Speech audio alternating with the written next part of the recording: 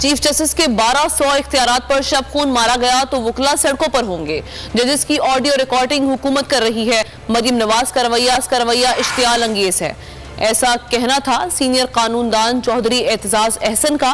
Media سے گفتگو کرتے ہوئے مزید کہا کہ یہ حکومت کی خام خیالی ہے کہ ستمبر میں ان کی صدر عارف علوی سے جان چھوٹ جائے گی۔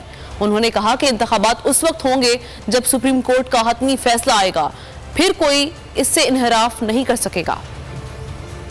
چیف جسٹس کو through a notification, simple notification remove نہیں کیا جا سکتا۔ یہ کیا بات ہے؟ یہ سارے ہتھیار نون کے لیے بنتے ہیں۔ آڈیو ٹیپنگ ہوتی ہے، آڈیو آ گیا، نون والے شور بچا کے نون والے پیش کرتے ہیں۔ ان کو ایک سمجھ نہیں آئی کہ جج جو ہے اس وقت وہ سوچ رہے ہیں کہ یہ حکومت تو ہمارے سب کے ٹیپ ریکارڈنگ کر رہی ہے۔ پرائم منسٹر، ایک president, chief justice of parliament, یہ کہتے ہیں کہ ان کے 2 پریزیڈنٹ اور چیف جسٹس یہ فارغ ہو گئے تو ہماری موج، اور ان کو گرفتار دیا جائے گا، ہم اپنا صدر لے کے آئیں گے۔ کوئی ایک چیز یاد رکھو، صدر نہیں آ سکتا جب تک الیکٹورل کالج نہ کمپلیٹ ہو۔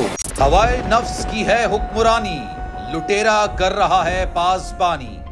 بول نیوز کے مارکیٹنگ ہیڈ آکاش رام تاحال لاپتہ، تفتیشی ادارے جواب دینے سے قاصر، اہل خانہ پریشان، بیٹے کی جدائی میں ماں غم سے نڈھال۔ جو بچو ہندو پر آئے تھے جو کو پاکستانی، مجھے مہربانی کرے پنجو آکاش واپس کیو۔ امریکی سینٹ میں کانگریس مین کی آکاش رام کے اغوا کے خلاف پرزور مذمت۔ And I, of course, have been concerned about some of the terrible disappearances, some of the abuses of human rights in Pakistan.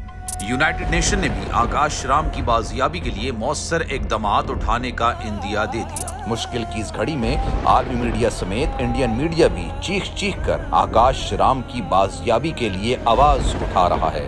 عالمی صحافتی تنظیم اور انسانی حقوق کی عالمی تنظیموں کی بھی آکاش رام کے اغوا کی مذمت۔ اف کیا ظلم ہے، بول انصاف کا منتظر۔ سبسکرائب کریں اور بیل دبائیں تاکہ کوئی خبر رہ نہ جائے۔